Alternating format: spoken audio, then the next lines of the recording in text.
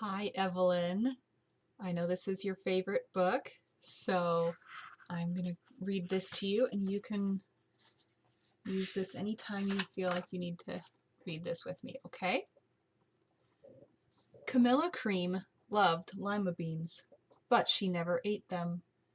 All of her friends hated lima beans, and she wanted to fit in. Camilla was always worried about what other people thought of her.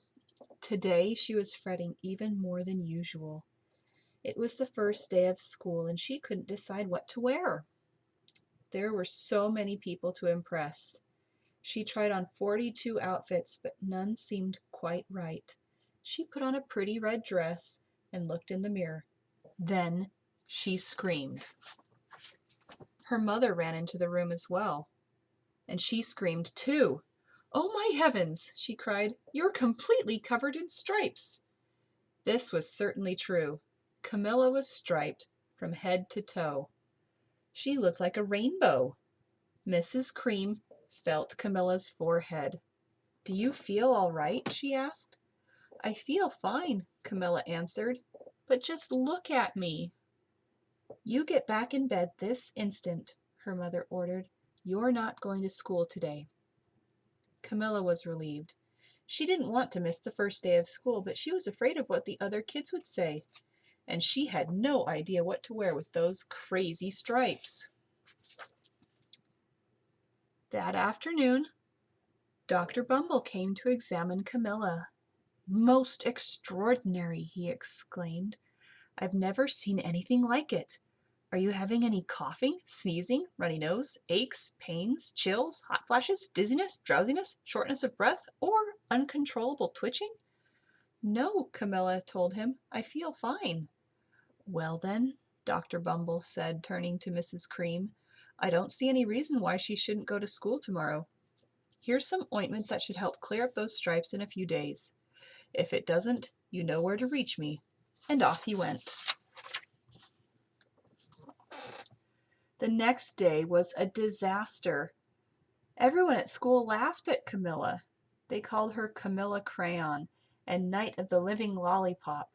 She tried her best to act as if everything were normal, but when the class said the Pledge of Allegiance, her stripes turned red, white, and blue, and she broke out in stars.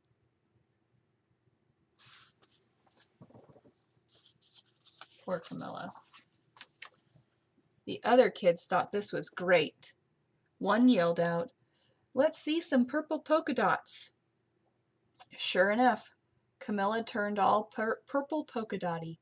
Someone else shouted, "Checkerboard," and a pattern of squares covered her skin.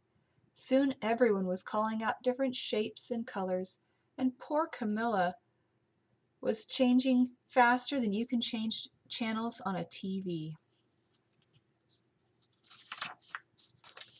That night, Mr. Harms, the school principal, called. "I'm sorry, Mrs. Cream," he said. "I'm going to have to ask you to keep Camilla home from school. She's just too much of a distraction. And I've been getting calls from the other parents. They're afraid those stripes might be contagious." Camilla was so embarrassed. She couldn't believe that 2 days ago everyone liked her. Now nobody wanted to be in the same room with her. Her father tried to make her feel better.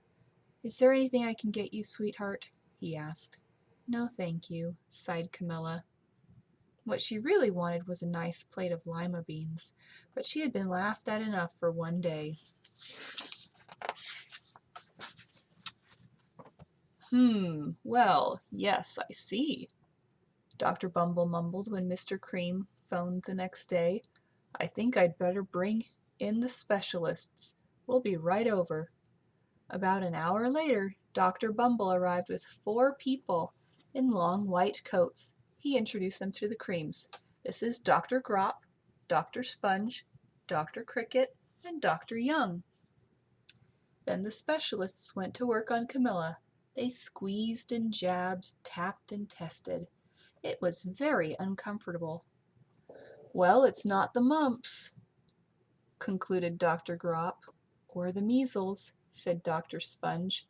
"Definitely not the chicken pox," put in Dr. Cricket.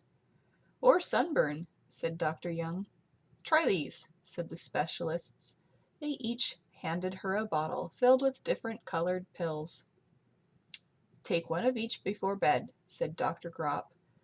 Then they filed out the front door, followed by Dr. Bumble. That night, Camilla took her medicine. It was awful. When she woke up the next morning, she did feel different. But when she got dressed, her clothes didn't fit right. She looked in the mirror, and there, staring back at her, was a giant multicolored pill with her face on it.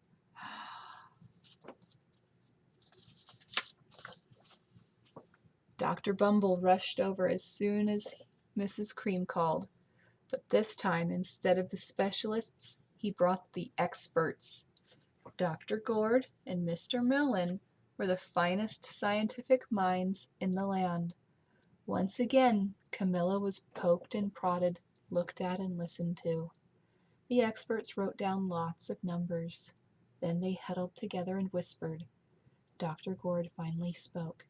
"It might be a virus," he announced with authority. Suddenly, fuzzy little virus balls appeared all over Camilla. "Or possibly some form of bacteria," said Mr. Mellon. Out popped squiggly little bacteria tails. "Or it could be a fungus," added Dr. Gord. Instantly, Camilla was covered with different colored fungus blotches. The experts looked at Camilla, then at each other. "We need to go over these numbers again back at the lab," Dr. Gord explained. "We'll call you when we know something." But the experts didn't have a clue, much less a cure. By now, the TV news had found out about Camilla. Reporters from every channel were outside her house, telling the story of the bizarre case of the incredible changing kid. Soon, a huge crowd was camped out on the front lawn.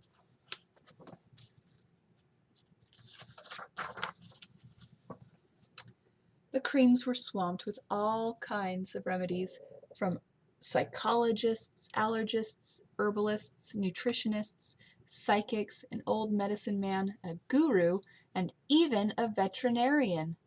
Each so-called cure only added to poor Camilla's strange appearance, until it was hard to even recognize her. She sprouted roots and berries and crystals and feathers and a long furry tail. But nothing worked. Oh, poor Camilla.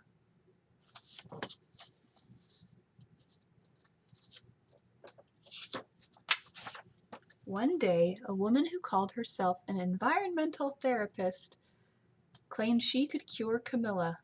"Close your eyes," she said. "Breathe deeply and become one with your room." "I wish you hadn't said that," Camilla groaned. Slowly, she started to melt into the walls of her room. Her bed became her mouth, her nose was a dresser, and 2 paintings were her eyes. The therapist screamed and ran from the room. "What are we going to do?" cried Mrs. Cream. "It just keeps getting worse and worse." She began to sob.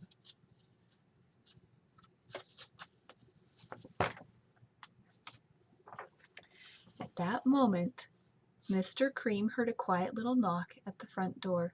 He opened it, and there stood an old woman who was just as plump and sweet as a strawberry. "Excuse me," she said brightly, "but I think I can help." She went into Camilla's room and looked around. "My goodness," she said with a shake of her head.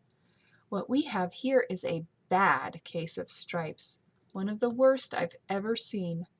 She pulled a container of small green beans from her bag. "Here," she said, "these might do the trick." "Are those magic beans?" asked Mrs. Cream. "Oh my, no," replied the kind old woman. "There's no such thing. These are just plain old lima beans.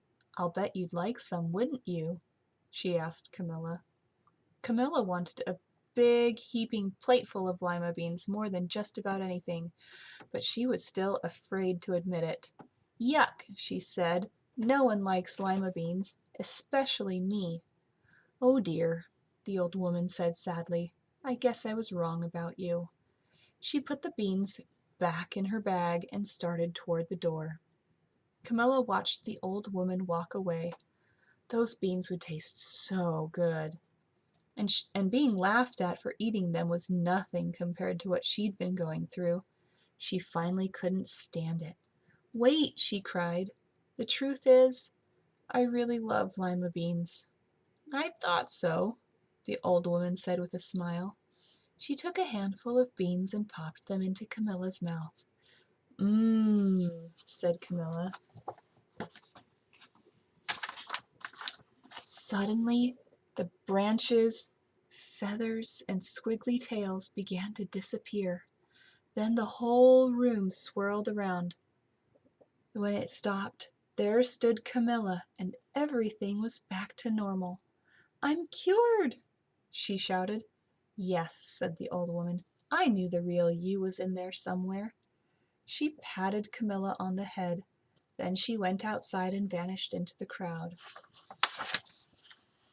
Afterward, Camilla wasn't quite the same.